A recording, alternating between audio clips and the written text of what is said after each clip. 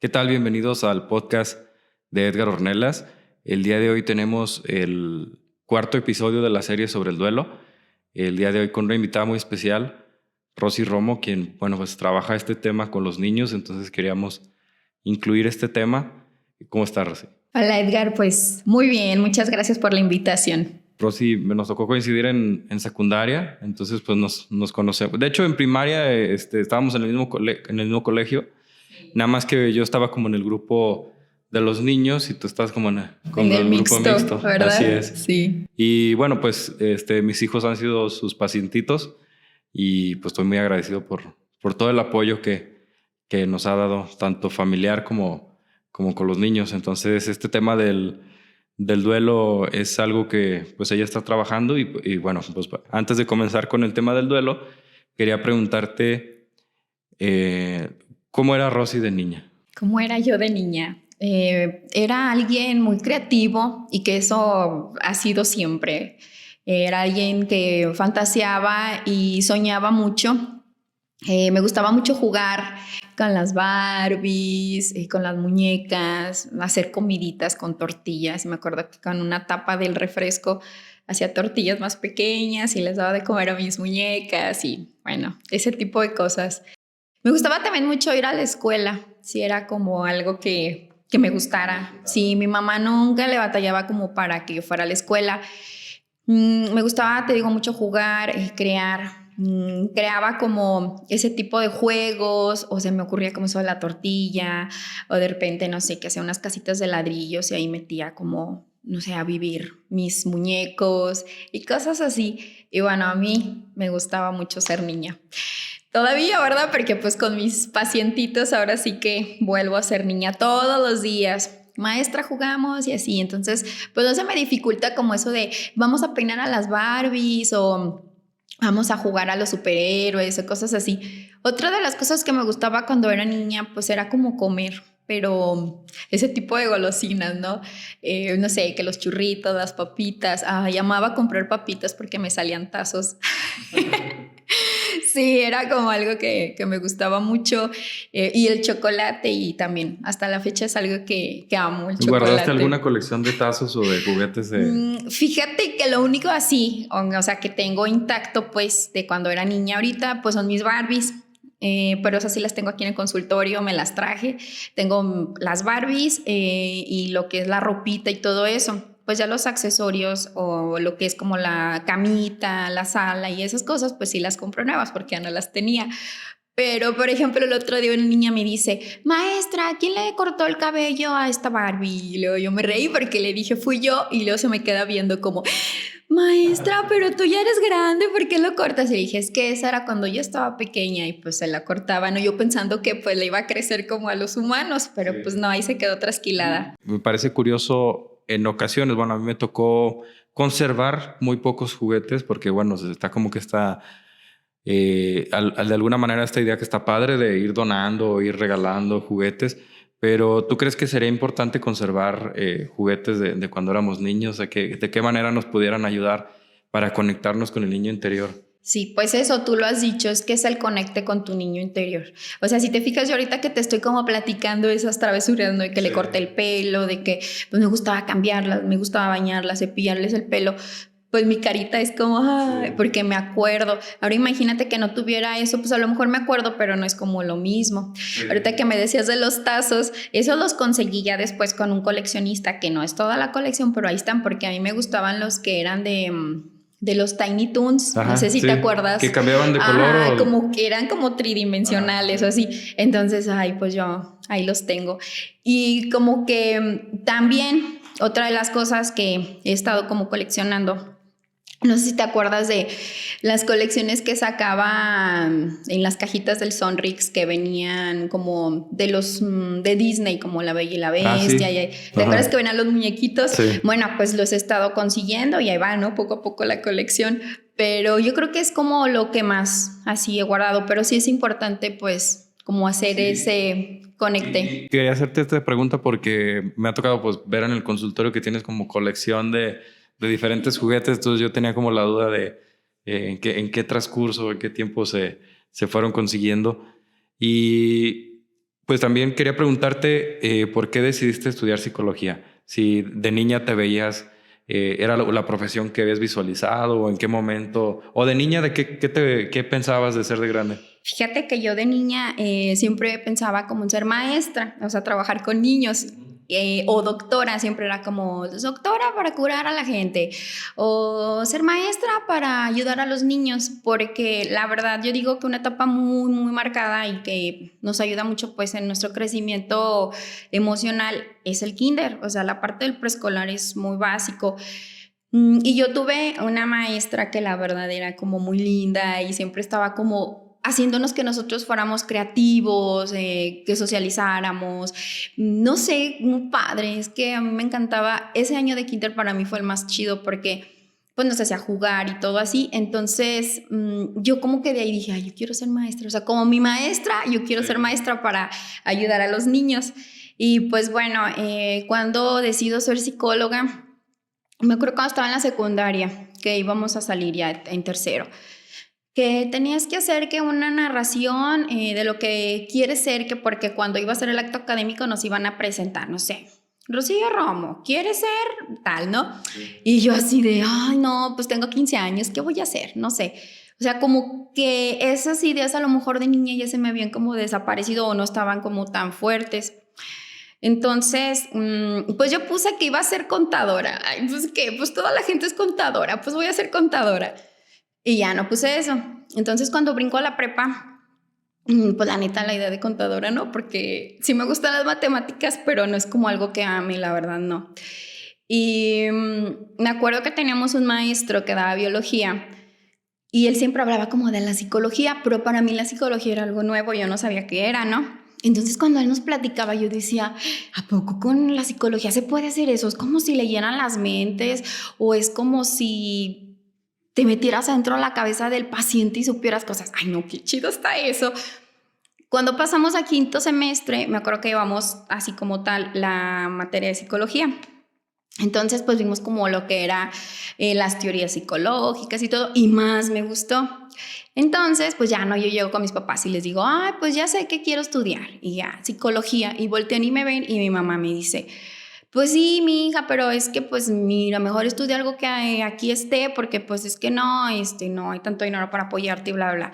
Y mi papá me dijo, ay no, eso no, mira, eso es para los locos, la gente ni va y te vas a morir de hambre. Entonces yo así como muy desilusionada, no dije, pues sí, porque no se escuchaba quién era psicólogo aquí en San Juan, nadie, quién iba al psicólogo, nadie. Pero a mí me gustaba como esa parte mística, ¿no? Misteriosa. Bueno, pues ya.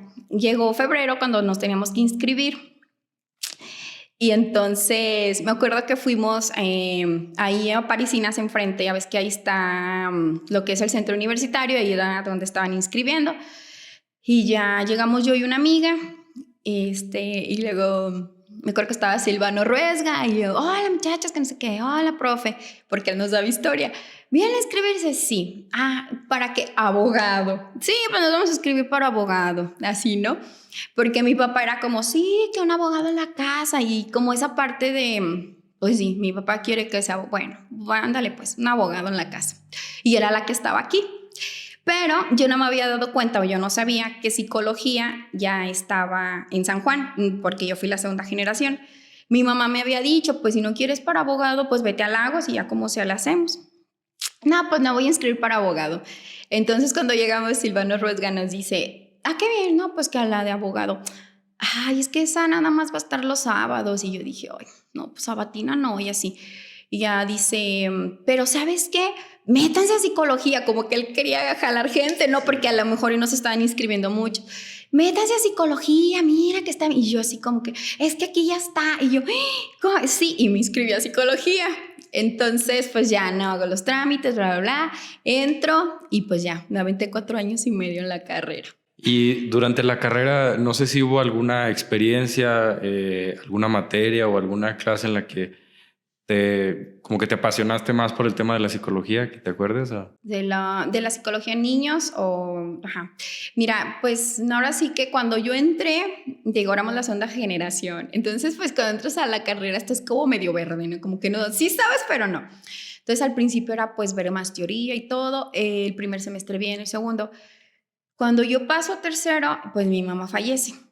Entonces eso fue un acontecimiento en mi vida que, pum, o sea, me cortó muchas cosas porque haz de cuenta que yo ahí tuve que hacer como una pausa y decir, híjole, voy a seguir, no voy a seguir, pues por todo, la parte económica, la parte en mi casa, pues yo era la mayor, mis hermanos todos estaban pues chiquitos.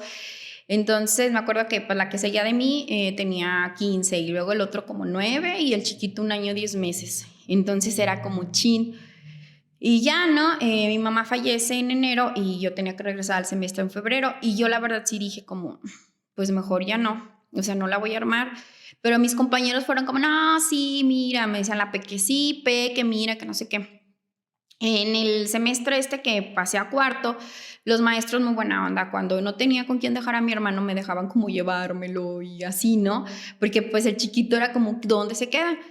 Y pues así le seguí. Entonces eso fue como algo que marcó eso. Y de ahí yo creo que empezó como mi ardilla acá a trabajar como en la parte de ayuda a los niños, porque pues yo vi mi situación pues en casa y que a lo mejor a mí me hubiera gustado tener un apoyo como psicológico o en cuestión de muerte, pues una ayuda tanatológica para mis hermanos, y que no, bueno, cuando estábamos ya eso fue en tercero, en cuarto, cuando yo pasé como a quinto más o menos, me acuerdo que un día, haz de cuenta que, o sea, yo seguí estudiando y todo, y te van dando como la parte de la psicología, adultos, no sé, clínica. Y ya, y a mí me gustaba mucho porque cuando yo iba con mi psicóloga, pues a mí me gustaba mucho cómo me abordaba y todo. Pero yo decía, ¿qué onda con los niños, no? O sea, ¿cómo se trabaja con los niños o qué? Entonces, cuando empezamos a ver como el psicodiagnóstico infantil, es que mediante el test del dibujo de la figura humana, el niño puede, ahí te saca todo y yo, ay, no, como wow, ¿no? O sea, todo lo que arroja una prueba sin que a lo mejor el niño me lo diga, o entrar en el mundo del niño mediante el juego, eso también a mí pues como que me llamó mucho la atención. Te digo, eso fue como cuando estábamos en quinto, cuando nos empiezan a explicar todo esto. Cuando yo estaba ya como en séptimo, me tocó una maestra que ella daba que era psicoterapia infantil, así era lo que era la materia. Ay, no, esa maestra también. Yo dije, no manches, qué bonito. Ella se dedicaba a trabajar con niños, así puramente. Y de verdad, cuando tú entrabas a su clase, me acuerdo una vez que dijo, haz cuenta que ella, ¿no? Abrió la puerta y luego tenía como todo el salón decorado y yo así como, ¿qué onda? Como con globos y animales y no sé qué. Y luego te iba echando burbujas así como, y ahora eres Rosy de 6 años, y luego pasabas, y luego el que sigue, ahora eres Edgar de 6 años, y pasabas. Entonces, neta, tú te la creías que eras un niño de 6 años, y así te daba la clase. Entonces, con ella aprendí muchísimas técnicas, como por ejemplo esa de las burbujas, o el estar sentados en el piso con los niños es como muy, pues sí, ahora sí que muy básico el estar como en el piso, porque si los tienes como todo el rato sentados, pues se te cansan. O sea, vamos al piso, vamos a brincar, vamos a colorear, vamos a rayar la pared, o sea, cosas así. Y ella, todo eso lo vi con ella. Entonces, ella me mostró ese lado de la psicología infantil y a mí la verdad me gustó mucho. Me acuerdo que en ese mismo semestre, un día yo fui a la basílica a confesarme. Entonces, haz de cuenta que pues ya, ves que ahí está como muchísimo la gente y yo estaba ahí no esperando que me tocara y me acuerdo que entró, era una persona pues indígena, traía a su bebé, pero el bebé se veía que tenía como un retraso y ella como en su, pues el no saber, pues como que lo traía así mal colgado, así. Entonces ahí como que yo dije, ay, o sea, qué padre todavía estaría como dar la terapia infantil, pero como darle a esta población en cuestión de discapacidad, en cuestión de, pues sí, ¿no? Como de información a los papás que a veces sí, y no saben cómo tratarlos, no saben cómo llegar a alguien para que te oriente. Que eso pues ya cuando salí lo agarré. Entonces ya en noveno semestre, bueno, octavo y noveno, yo tenía que agarrar ya mis especializantes, pues agarré lo que fue psicoterapia para dar terapia clínica, la educativa y la que era educación especial. Las otras, ¿cuáles eran? Eran la social y eran la laboral. Si te fijas, de mis 3 especializantes, pues 2 eran con niños, porque la educativa, pues me tocó ahora sí que era como más hacia los niños, pero a mí me mandaron a la prepa, entonces trabajé adolescentes, pero igual entran dentro de... Y pues en la educación especial, pues me tocó trabajar con niños con problemas del habla y lenguaje. Y ahí todavía me gustó más esa área, porque bueno, ahorita ya ves que también trabajo en terapia de habla y lenguaje.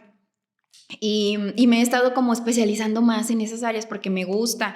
De hecho, acabé ahorita un máster en logopedia.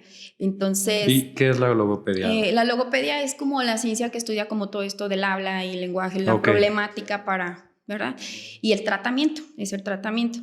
Entonces yo dije, es que aquí en San Juan no hay como todo eso. O sea, yo cuando salí de la carrera fue como, me di cuenta que yo quería hacer todo. Era como, yo voy a hacer eso, que no sé qué. Pero pues, pum, topas con pared y dices, no, pues no, o sea, la economía, la parte que te acepta la sociedad, que van agarrando la onda y todo. Entonces, bueno, pues poco a poco he ido como echándole ladrillitos y ahí va. ¿Cómo fue que nació el Centro Trascender? ¿Cómo inició? Sí, mira, cuando yo estaba dando mis prácticas en la preparatoria, un maestro muy querido para mí, a ver si ve este episodio, el maestro Andrés, que en ese tiempo era coordinador de la preparatoria, él siempre me decía, es que tú tienes mucho material, o sea, tú tienes mucho o así que para hacer algo.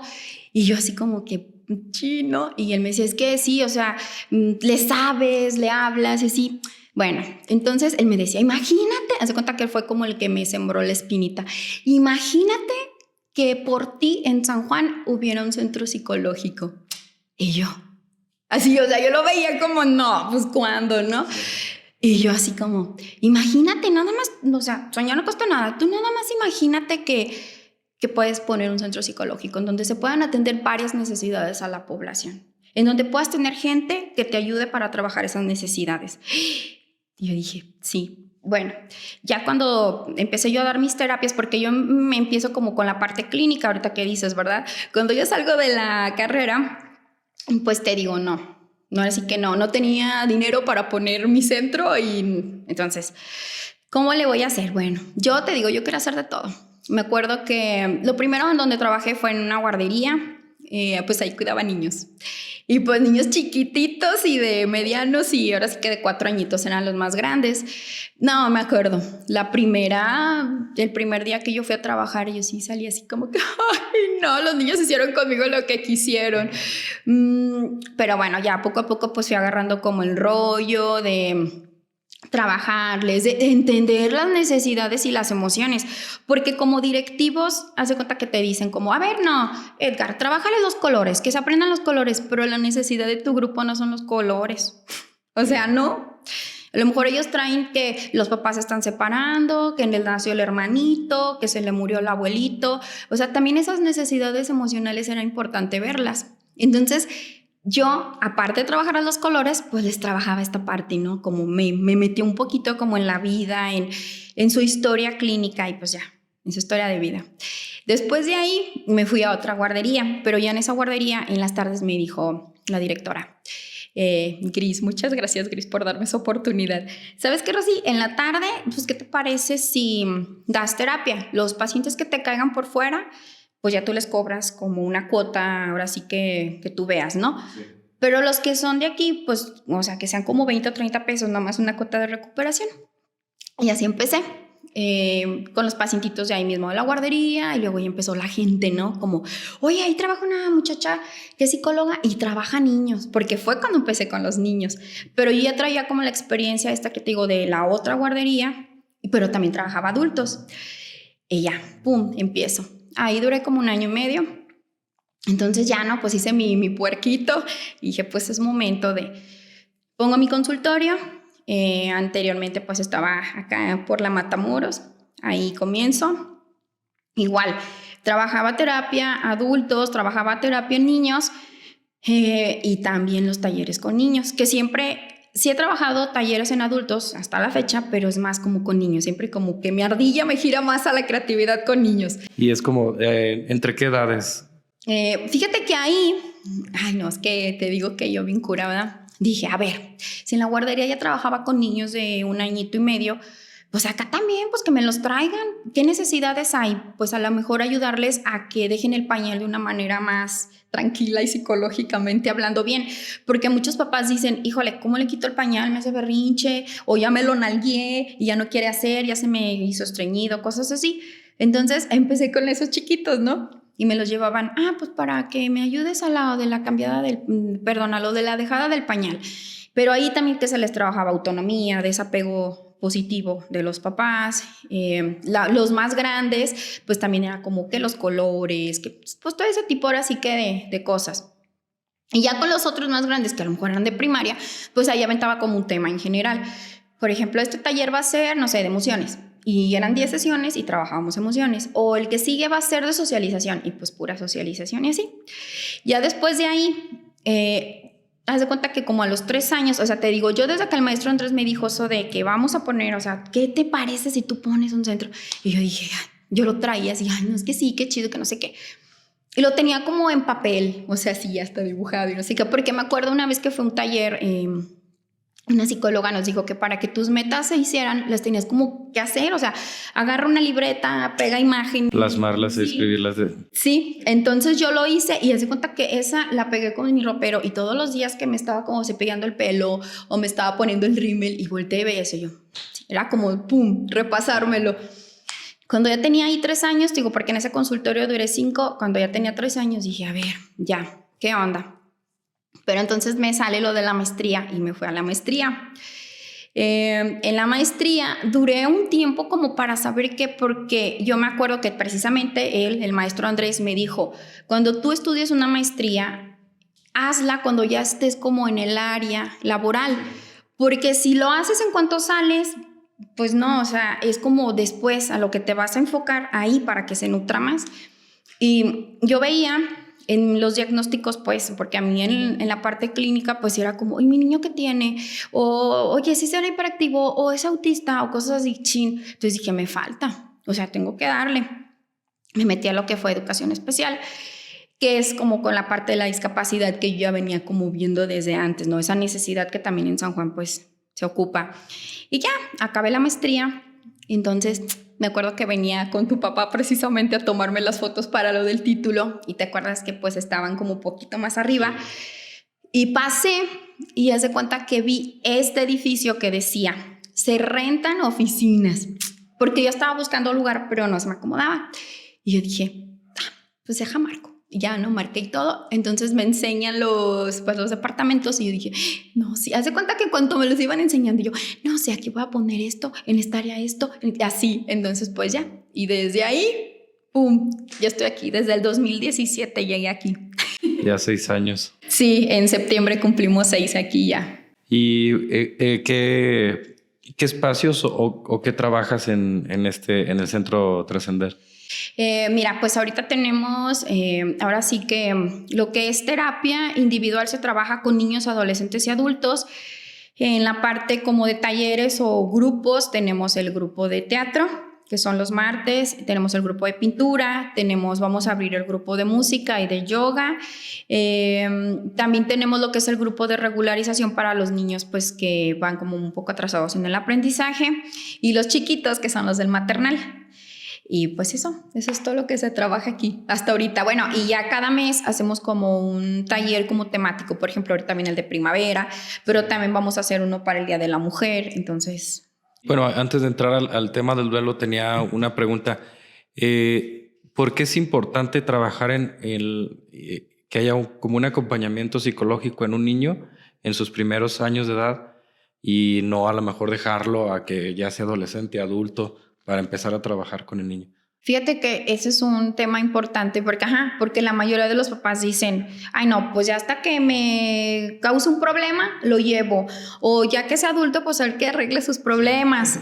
Pero no, o sea, es que sí es necesario, como te digo, para observar qué necesidades hay.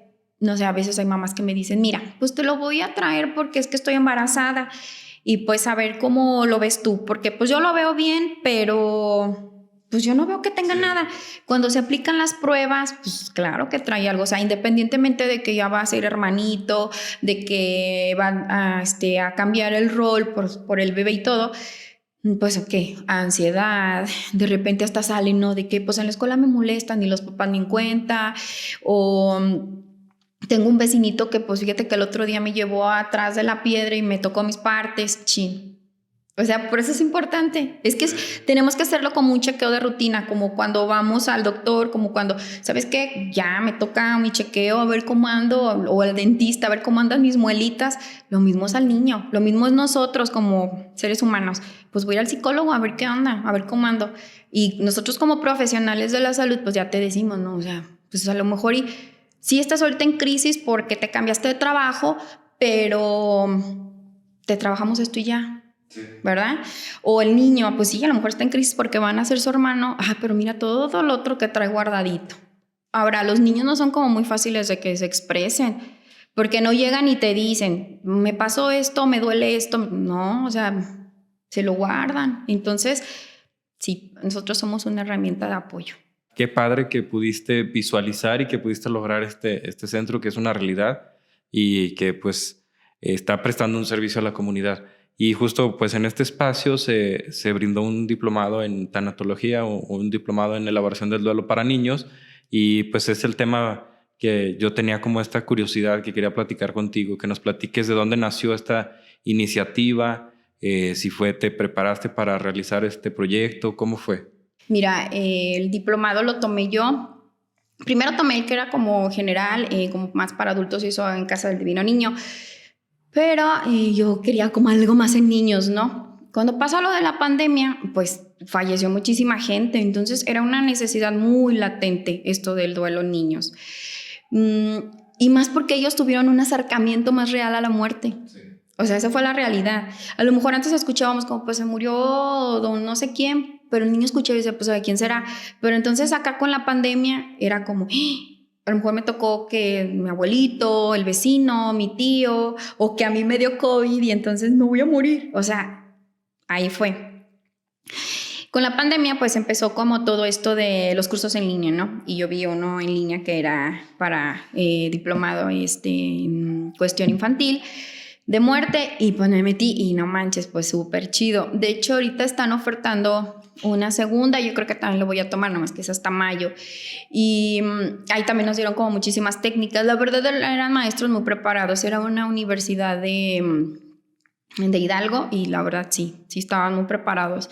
O sea, no era como a lo mejor otras clases que tomé en línea, porque a veces pues te desilusionaban, ¿no? De que, pues hagan esto y así, y ya, ahí como bien aburrido. No, ellos era como, a ver, si tienen esta situación, ¿qué van a hacer? Y a ver, no, hagan esto, y así nos empezaron a dar las técnicas. Después de que pues ya yo tomé esto, aviento el taller de duelo para niños aquí en San Juan. Pues ya no, también era un grupo reducido, pues por la parte de, pues sí, no se puede trabajar como con muchos para atender las necesidades. Y yo creo que la necesidad nace en cuestión como de lo que yo veo, te digo, de lo de la pandemia, pero en mí nace desde que mi mamá muere. Te digo, a mí me hubiera gustado mucho como que alguien le hubiera explicado a mis hermanos que era la muerte, como mi mamá pues ya no estaba físicamente, pero cómo la puedes buscar, por ejemplo, en las estrellas o en los recuerdos, en las fotos, cosas de esas que a lo mejor y pues yo no sabía, porque pues aunque estaba estudiando psicología, pues no tenía esta formación y yo también estaba pasando mi duelo. Sí. Entonces te digo, pues ya luego ellos fueron a terapia y sanaron. Pero sí, yo creo que es como eso, o sea, un tema que realmente dejamos como pasar, porque muchos pensamos al cabo que el niño no sabe, pues es que está chiquito, no sabe ni qué es la muerte, o pues no. Entonces yo por eso observé como de que no, sí. Y justo aquí en esta parte quería preguntarte de qué manera concibe un niño el fenómeno de la muerte, porque si para un adulto es difícil asimilarlo, entenderlo, comprenderlo, ¿cómo lo vive un niño? Sí, fíjate que en cuestión de los niños, yo creo que depende la edad, ¿verdad? O sea, la etapa en la que está, porque no es lo mismo la visión de la muerte de un niño de 3 a 4 años, que es como más fantasioso. O sea, si tú le dices a un niño de esa edad, a lo mejor hasta los 6, 7, es que tu abuelito se hizo un ángel. Él piensa que su abuelito se hizo un ángel. O sea, él no lo toma sabe, literal. Sí, o sea, él no sabe que se murió. Él es como, pues mi abuelito se transformó en un ángel, no manches, qué chido. Entonces, muchos papás me dicen, ¿cómo le decimos a los niños? Es que sí tenemos que cuidar eso para empezar la etapa en la que está. Ya si son más grandes, a lo mejor uno de 10, 11 años, pues ya tiene como la noción, ¿no? De que pues no, o sea, no lo vas a ver aquí transformado en un ángel. Que las personas se refieren a que se fue al cielo y que allá es un ángel que te cuida. Sí. Pero y ahí, sí, por depende, ejemplo, bueno, cada tema cada situación es diferente, pero ¿de qué manera se podría abordar el dar la noticia en un niño? Ahora sí que, ejemplo, ¿no? Pues yo entiendo que hay como muchos, pues ahora sí que tipos de muerte. Si por ejemplo el abuelo está como enfermo, no sé, que tiene cáncer o que pues ya, ¿no? Por la edad está ya en cama, cosas así. Entonces, pues irle manejando desde ahí. ¿Sabes qué? Pues tu abuelito se está enfermando, irle platicando. ¿Cómo? Hay, por ejemplo, hay cuentos que se pueden trabajar con eso. Si los googlean ahí en YouTube como cuentos narrativos para niños acerca de la muerte. Hay uno que se llama así como, creo que es la abuela y la muerte. Y habla de eso, como de cómo la abuelita se iba enfermando y se iba hasta que pasa lo del proceso de la muerte y todo. Hay otro que es de un perrito que también, ¿no? El niño lo adopta y todo, entonces va el proceso del perrito, pues que se va envejeciendo hasta que muere. El pato y la muerte es otro. Entonces, ahí hay mucho material. Es como apoyarse en recurrir en algún cuento, una historia, para que... Sí. Porque de alguna manera los niños pueden, el cuento, la historia la pueden como asimilar. Sí. Entonces ya de ahí, pues nosotros lo retroalimentamos, ¿no? Oye, ¿sí te fijaste qué pasa en el cuento? Sí, pues es que la abuelita se enfermó o está como mi abuelita. Ajá. ¿Qué pasa después? Pues se muere. Entonces ya, ¿qué es la muerte? ¿Qué es la muerte para un niño? Te digo, es de acuerdo a la edad, pero ¿cómo trabajárselo nosotros? Pues es que no le podemos echar mentiras. O sea, de verdad, papás, cuando ustedes les dicen, ay, no, pues que ya se murió, no sé, mi esposo, ¿qué le digo? Que se fue a trabajar. No. O sea, no, es que tenemos que decirles la realidad. O sea, se murió, pero ¿qué es la muerte? Entonces, vamos explicándoles también la parte física, ¿no?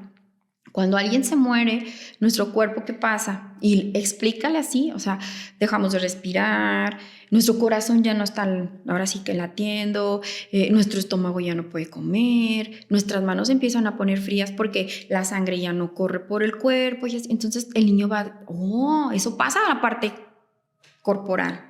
¿Sí? Es que eso es lo que pasa, ¿sí? Yo no le puedo decir que se fue a trabajar o que se fue a Estados Unidos y que mañana va a venir. Imagínate, el niño lo va a estar esperando no sé cuánto tiempo. Como alargar sí. la noticia. Entonces, no, o sea, se tiene que decir en el momento.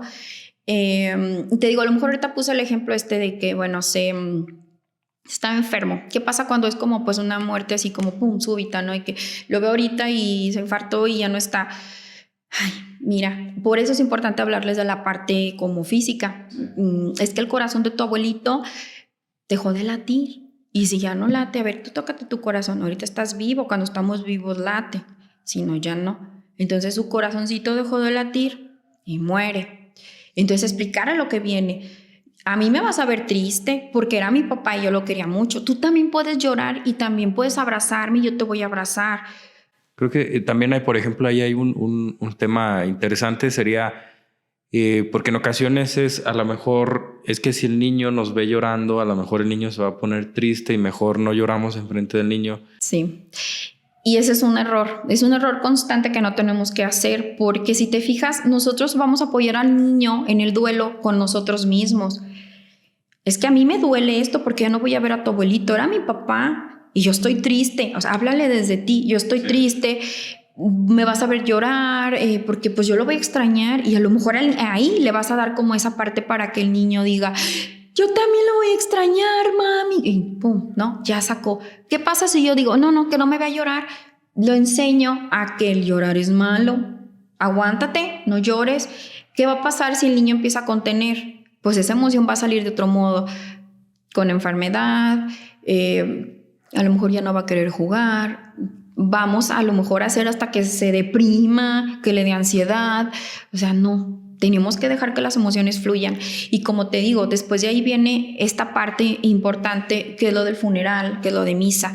Porque si el niño nunca ha pasado por la muerte de alguien, entonces, ¿y por qué me trajeron aquí? ¿Por qué toda la gente llora? Porque yo me acuerdo en un funeral que me tocó ir, y entonces como que no le habían dicho nada al niño, y llega y ve a la abuelita en la caja y luego dice, no, mami, no, yo no quiero que mi abuelita esté ahí, quítala de ahí, porque todos lloran, que ya no lloren, que ya... Entonces, imagínate el shock.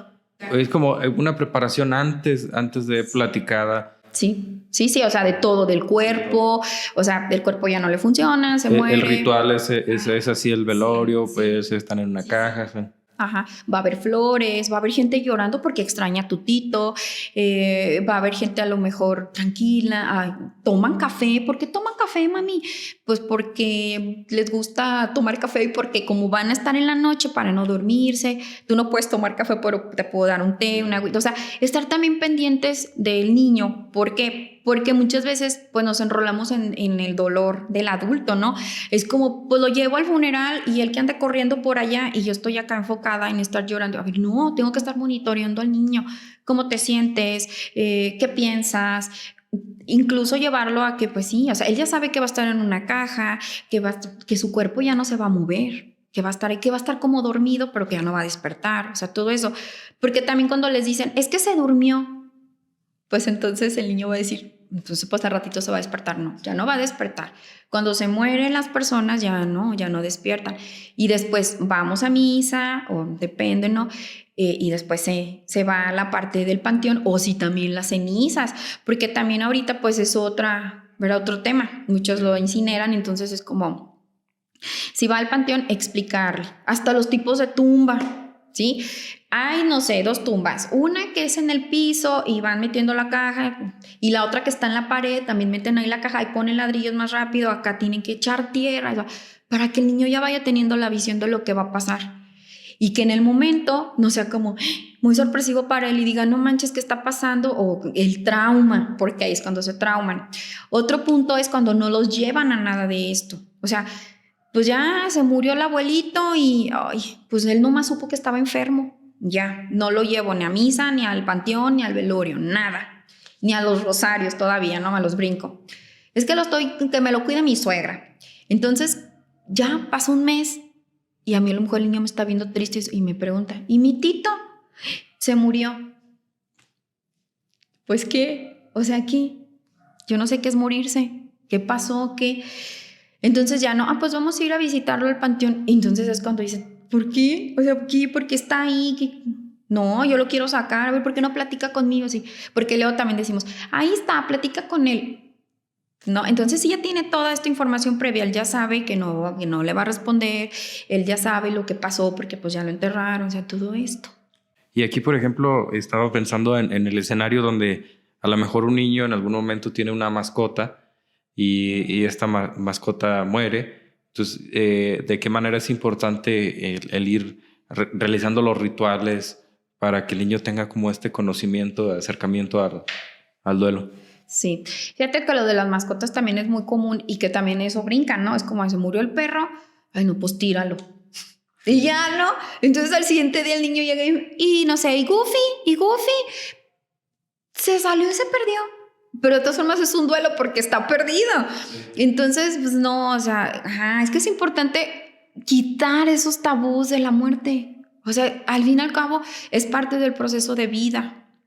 Pero nosotros lo vemos como algo tan que nunca. ¿Cómo le voy a decir que el cuerpo se pone frío, que el cuerpo se pone rígido con la muerte, que deja de latir el corazón? No. Entonces, hay que hacerlo. Aunque no nos esté pasando, ve hablándole a tu hijo de la muerte. O sea, ve platicando, como platicas de cómo se hace la sopa, platícale también esto. Oye, pues es que fíjate que la muerte es... Para que cuando llegue, pues el niño, se murió. Por eso Goofy ya está todo tieso en la azotea. Pues sí. ¿Verdad? Sí. Y ya lo entiende. ¿Cómo se viven las etapas del duelo en los niños? ¿Son similares a las de los adultos? ¿Hay algunas diferencias? Fíjate que, o sea, las etapas pues son las mismas, que es igual, pues yo creo que ya los checaron, ¿verdad?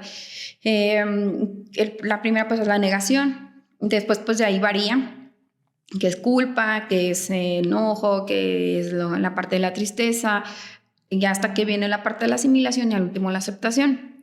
Sí es diferente en cuestión de cómo expresarlo, porque a lo mejor un niño te lo va a hacer más como con berrinche, con falta de ganas de ir a la escuela, con que no lo veas jugar, que pierde el apetito. Y que eso también lo vemos en el adulto, porque en un adulto pues también se les va el hambre. También a lo mejor no queremos ir a trabajar, pero un niño no quiere ir a la escuela. Entonces es como similar, nada más que la parte expresiva es diferente. Ay, no, es que lo veo que siempre está allá aislado, ¿sabe qué tendrá? Pues, ¿cómo que sabe qué tendrá? Pues es que a lo mejor la muerte de su tito le afectó tanto que él allá está, o sea, ajá, es como que no queriendo expresar, no sabiendo cómo hacerlo y menos sin el apoyo. Sí, y aquí, por ejemplo, en la parte la etapa de la tristeza, es si a lo mejor si uno como adulto no tiene uno las herramientas para trabajar con las emociones, para manejar las emociones, para vivirlas, aquí de alguna manera pues se conectaría el tema de no solamente el duelo, sino porque una preparación psicológica, un conocimiento de las emociones ayudaría a que se pueda sobrellevar de mejor manera este tipo de situaciones. Sí, y como te digo, o sea, desgraciadamente la tristeza a nivel social la vemos como, no, no llores, o sea, porque nos pasa, ¿no? De que te ven llorar y no llores, pues déjame, o sea, es que es una emoción básica que yo tengo que sacar y que, pues neta estoy llorando porque se extraño a mi tito, porque extraño a mi mamá, porque extraño a mi hermanito, qué sé yo. Yo creo que a mí me gusta mucho recomendar la película de Intensamente. Sí. O sea, esa es así de cajón, porque ahí los niños aprenden a ver las emociones básicas puras, ¿sí? Sí. O sea, y que si te fijas en esa película, no aceptaban tampoco la tristeza, sí, hasta que les cae el 20 de que la ocupamos, o sea, es algo necesario. Yo cuando les trabajo lo que es la tristeza a los niños, me acuerdo en el taller de duelo, haz de cuenta que, pues ya no, hice una dinámica en donde tienen que traer la foto, pues, de su familiar fallecido, y pusimos como velas en el centro y flores y todo. Entonces era como, vas a decirle algo que te quedaste como con ganas de decirle cuando él se murió o ya no o lo dejaste de ver. Entonces me acuerdo de dos niños, haz de cuenta, unos fueron como, porque ellos ya estaban como, entre comillas, más asimilados, pero igual venían como a sanar más. Pero hubo dos niños en especial que vieron la foto y en cuanto ven la foto, yo los vi así como que empiezan a rodarle las lagrimitas y la hacían aguantándose. Y yo, y ya les dije, acuérdense que aquí es un espacio para llorar, aquí nos podemos llorar y no pasa nada, aquí estoy con ustedes. Les agarré su hombrito, los abracé y ¡pum! Me empezaron a llorar. Ay, no, es que yo te extraño, mami, que... Y así, ¿no? Entonces ya pasa eso y entonces ya después yo les hago la retroalimentación de que, ¿cómo te sientes? ¿Qué se sintió sacar la tristeza? Y me dice una niña, ay, es que ya no siento feo en mi pechito. O sea, fíjate todo lo que traían ahí. Sí, y creo que justo esto que comentabas de cómo a la tristeza no la aceptaban, creo que es un tema ahí curioso, porque de alguna manera es como una programación de no quiero estar triste, entonces la evado. Y eso pues no te va a ayudar a que no las tengas que pasar, ahí sigue guardada, sigue como las capsulitas de la película. Ajá, ajá. Las emociones no son de que déjame la tiro, déjame la echo para un lado, o sea, las emociones llegan, son energía y se instalan así, sí, como ahora sí que con todas las, echan raíces profundas y hasta que no las vivas, hasta que no las aceptes, no las trabajes, es como van a ir saliendo las emociones. Sí. Y eso, o sea, te digo, desgraciadamente, socialmente, familiarmente, es como, no llores, aguántate. Tan solo a los hombres, ¿no? ¿Qué les dicen? No, los hombres no lloran. No manches, pues es que somos seres humanos. Y que la tristeza, sí es cierto lo que dices, o sea, nos programan como no te sientas triste. O sea, si un día toman ese sintiéndote triste, no tengo que sentirme triste. A ver, no, escucha tu tristeza. Sí. ¿Qué? ¿Por qué hoy estoy triste? ¿Qué me está pasando? ¿Qué me quiere decir mi tristeza? Sí. ¿verdad? Ay, fíjate, a mí me pasó, bueno, como sabes, pues también ya ves que mi hermana falleció hace 5 años, entonces el 11 de febrero es cuando es su aniversario. Y haz de cuenta que en este año tuve muchísimo trabajo en esas fechas. O sea, estaba no, hasta acá. Y estaba terminando precisamente esto de lo del máster. No, tenía tarea de finales y todo. Entonces, me doy cuenta que me despierto el 11 así. Pero yo con el chip de, ay, no curle porque tengo que ir. No. O sea, todo lo que tenía que hacer de como laboral y profesional. Y me sentía triste. O sea, todo el día me sentía triste. Era como, ay, me siento como rara. Como... Entonces, ya como eso de las 4 de la tarde, me di la oportunidad de sentarme y decir, a ver, ¿qué onda contigo? Y ya cierro los ojos y todo, y empiezo como a contactar conmigo. Y entonces, ¡pum! Ya, ay, pues es que hoy cumple 5 años tu hermana. Ahí está. Y ya, en ese momento, en cuanto la hago consciente, se va. Y ya me sentí tranquila. Otro tema también pues que quería platicar contigo, que es que creo que es un tema, yo puedo considerar que a lo mejor delicado, porque en el momento en el que fallece alguien en una familia, empiezan pues a moverse un poco el sistema familiar, empiezan a haber un ajuste en las actividades. Entonces, ¿cómo es el manejo de los roles de familias? Es que en algunas ocasiones puede haber como esta tendencia a tratar de suplir este rol que hace falta de con otro miembro. Fíjate que eso sí es cierto, o sea, la parte de los roles, sí, o sea, se suple, es como, híjole, pues es que se murió la mamá, pues que la abuelita sea la mamá. No, porque, o sea, sí, a lo mejor la abuelita nos puede echar la mano, puede hacer las actividades de mamá, no sé, cuidado, cambio de pañales, que te haga los frijolitos, todo eso, pero es que hay que tener consciente de que ella sigue siendo la abuela, la que murió es la mamá. Sí, porque entonces aquí nos empezamos a enrolar en otro tema, que es, imagínate a nivel inconsciente cómo queda. Es que mi abuela es mi mamá, pero mi mamá está muerta, pero no veo lo de mi mamá está muerta porque mi abuela hace el rol. Entonces, chin, a mí me pasó cuando mi mamá se muere, pues yo agarré el rol de mamá, pero no, pues no, o sea, también eso es un problema para la persona que lo toma porque no es tu rol. Sí. O sea, porque yo no era mamá, porque yo era la hermana mayor. Entonces, cuando yo fui a terapia y eso, porque a mí ya me estaba ocasionando muchos problemas, el de que es que no me hacen caso, es que pues, no, o sea, porque no eran mis hijos. Entonces yo en terapia pues trabajo eso, se reacomoda el rol y ahora pues los trato como hermana mayor, ¿verdad? No como mamá. Sí. ¿Qué hacer? Pues mira, como cuando van a terapia y eso, ahí se les va como explicando todo esto, se va reacomodando los roles, pero de acuerdo a lo que te toca. O sea, por ejemplo, cuando se muere el papá y la mamá quiere ser mamá y papá, no. O sea, es que papá ya muere. Yo voy, por ejemplo, a trabajar como mamá, no como papá. Yo voy a llevarte de paseo como mamá, no como papá. O sea, eso tiene que quedar muy en claro, porque entonces el niño está confundiendo, ¿no? Como que, ¿qué? ¿Es que si es mi mamá, es mi papá o qué? No, es que ella es mi mamá, mi papá fue el que falleció. Entonces nosotros podemos, ahora sí que, ayudar al niño a que, pues no sé, satisfaga esas necesidades, tanto físicas como de comida, sueño, juego, todo eso, emocionales, educativas, pero de acuerdo al rol que yo tengo en la familia. Yo no me voy a mover a ser una mamá porque yo no soy mamá, yo soy la hermana mayor.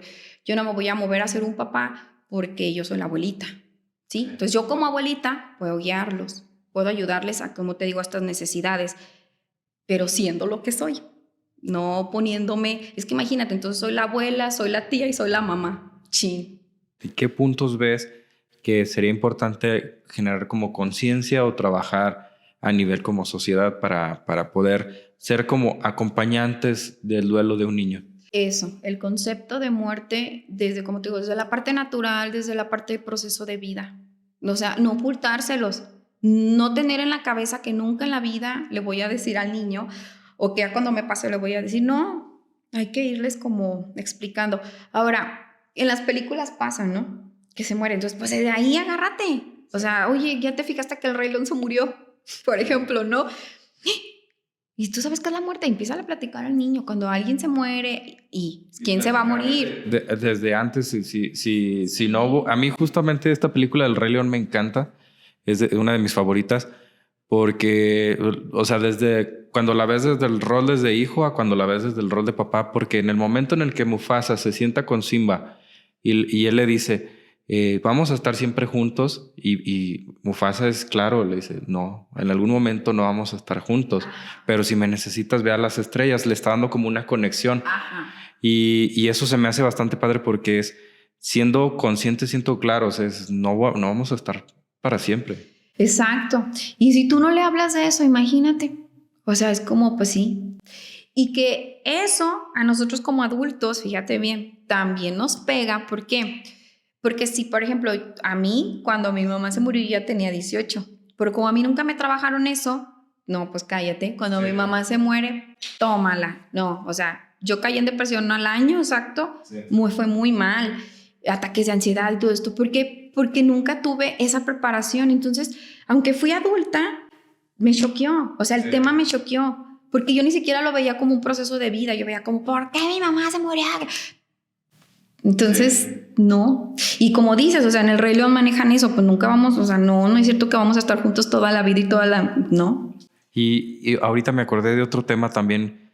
Es la duda de cuando muere, por ejemplo, un papá o la mamá y el niño tiene meses o 1 o 2 años de nacido, ¿cómo se trabaja la situación en este caso? Sí, fíjate que, por ejemplo, eso, ¿no? Como cuando ya ves que nacen y pues a lo mejor la mamá muere en el parto o cosas así, piensan como, ay, no, pues Jenny se va a acordar de la mamá, pues así. Entonces, hay un error constante que se ve, es como el niño va creciendo y él va entendiendo como que pues mi abuelita es mi mamá, porque a lo mejor y pues esa es la que él ve como su mamá. Pero entonces llega a la escuela y dice, no. O sea, ya cuando entras a la escuela es como cuando, ay Dios, como que cuando te cae la realidad de que tu núcleo no es lo único que existe, ¿verdad? Allá afuera hay más. Entonces, no, pues es que está mi abuelita y mi mamá, ¿qué onda? Entonces nomás te dicen, pues se murió. Pero pues me están dejando igual. Ahí se trabaja, el bebé sabe la ausencia. O sea, el bebé sabe que ya no está. Si yo lo dejo pasar, en algún momento de la vida de ese niño se va a tener que trabajar ese duelo, que aunque pasó cuando él tenía 2 horas de nacido, está, porque está un abandono por muerte. Entonces eso se tiene que trabajar en el proceso psicológico. Si a mí me pasara algo así, o sea, que pues es que a mí me va a tocar cuidar a un bebé que se le acaba de morir su mamá, ¿qué hacer? Hay que cantarle, hay que arroparlo, ahora sí que acurrucarlo, cosas así.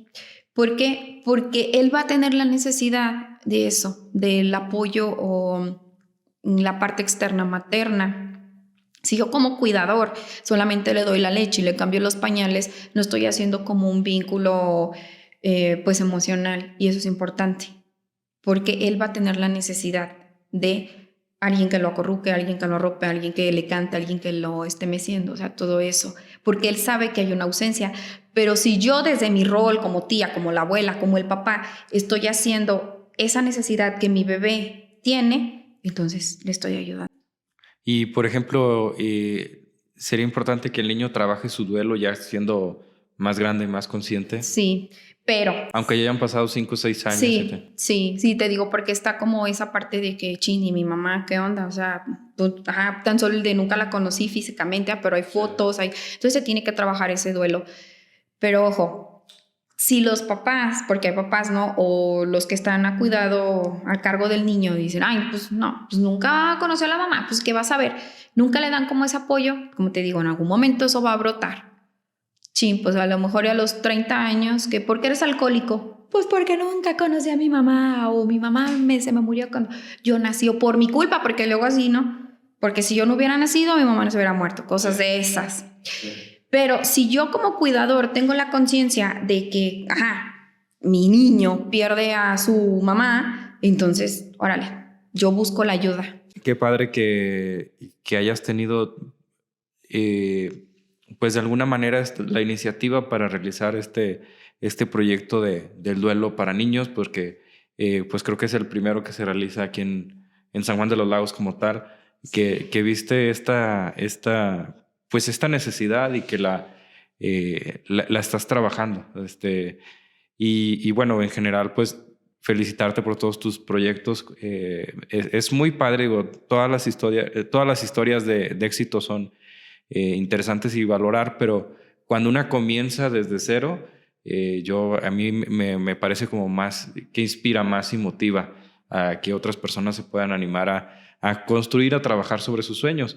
De alguna manera, en algún momento lo comentabas de que había personas que te decían, no, es que la psicología no, es para locos, que te vas a morir de...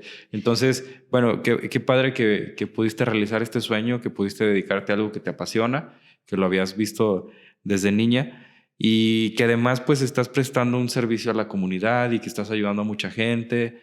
Yo en lo personal pues con mis niños ahora sí que ha sido como avance, trabajo que lo he visto pues palpable, que he experimentado y pues no sé, igual si te gustaría para finalizar el episodio compartir un mensaje. Sí, pues mira, también algo como importante a mencionar es que a lo mejor hay muchos pues psicólogos o terapeutas te dicen, yo le voy a ayudar a tu niño con el duelo, pero sí tiene que haber como cierta formación en los terapeutas, entonces sí como checar esa parte profesional y neta, o sea, que sí a lo mejor sí esté ahí el título. Porque sucede, por ejemplo, cuando estás en una situación de duelo, estás más vulnerable y de repente puede haber personas que abusan de este tipo de situación para sacar dinero y cositas así. Entonces, sí es muy importante esto que comentas, de acercarse con alguien que tenga su cédula, que sea alguien profesional, que esté capacitado en el tema. Sí, y también es importante que esa persona que te va a guiar sí haya pasado por alguna parte de duelo, porque de verdad no es lo mismo yo decirte como de dientes para afuera lo que vi en teoría, no, yo ya sé lo que tú estás sintiendo. Sí. Entonces, pues sí, fíjate, yo he tenido pues varios duelos, o sea, digo, fue mi mamá. Después pues fallece mi abuelita, que ella también era como ahí siempre conmigo. Sí. Cuando mi hermana se enferma, y pues también fue otro duelo, ¿no? Como de la enfermedad y todo. Y después pues fallece mi papá y al último mi hermana. Entonces, híjole, sí fue así como que mucha muerte. En algún momento yo sí dije como, ay no, ¿por qué a mí? Pero ahora lo entiendo. O sea, si a lo mejor la vida no hubiera como puesto esas circunstancias, yo no tuviera estos aprendizajes de vida para poder ayudar tanto a los adultos y más que nada a los pequeñitos. De alguna manera creo que es inexplicable el decir por qué suceden este tipo de situaciones, por qué debería de una situación complicada, de una situación difícil encontrarle un sentido. Pero pues creo que de alguna manera es un sentido de aprendizaje y de valorar lo que esas personas hacen por uno, porque no es...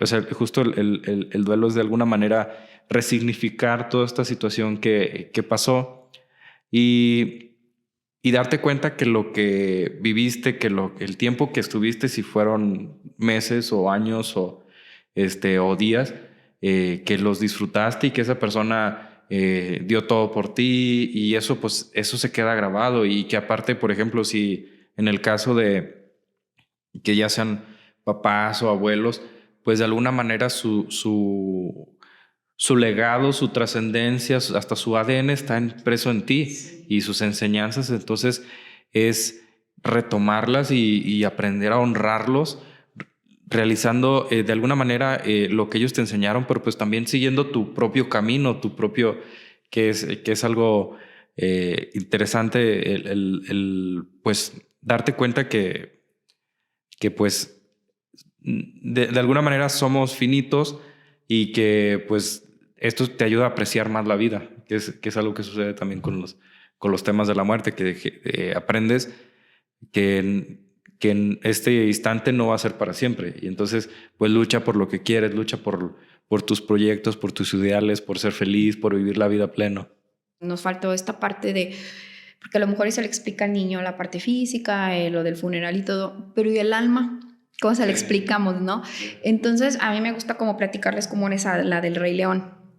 Yo les digo, haz de cuenta que yo hago como la semejanza de el cuerpo de tu persona o de tu papi, de tu abuelito, haz de cuenta que es como un gusanito que está en un capullo, ¿sí? Ese capullo, pues a veces, ahora sí que se queda aquí en la tierra, ¿por qué? Pues porque, no sé, en un accidente, pues se chocó y ya los niños dicen, sí, se quebró todo y que no sé qué sea, ajá. O se quemó, o se ahogó, cosas así. Entonces, el capullo, que es como el cuerpo, se queda aquí en la tierra, que es lo que llevamos al panteón, que es lo que llevamos con las cenizas, o sea, eso se va a quedar aquí. Pero adentro hay una mariposa. Esa mariposa es como el alma, entonces va a volar.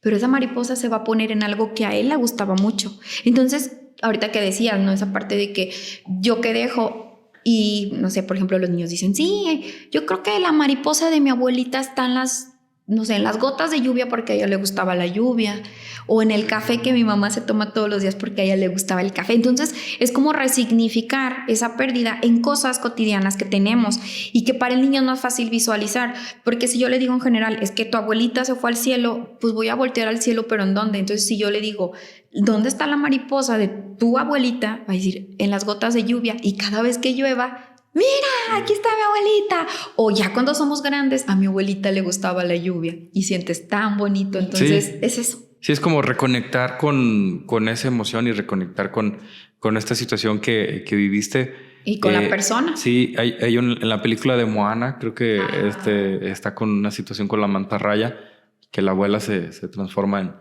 en una mantarraya, y pues es esta manera de tenerlos presentes. Sí. Está muy y padre. Así se trabaja la parte del alma, porque entonces, y también nosotros como adultos, o sea, yo eso lo aprendí también cuando trabajé lo del duelo de mi mamá, porque yo siempre buscaba la estrella más grande y hasta la fecha, ¿no? Sí. Como cuando me siento así como que, ay, necesito platicar, o ando como, mami, voy ahí, busco la estrella y le empiezo a platicar, que a lo mejor y pues nomás me avienta una chispita ahí, pero digo, ok, y ya, pum, ya le platiqué. Y bueno, creo que justo en este tema,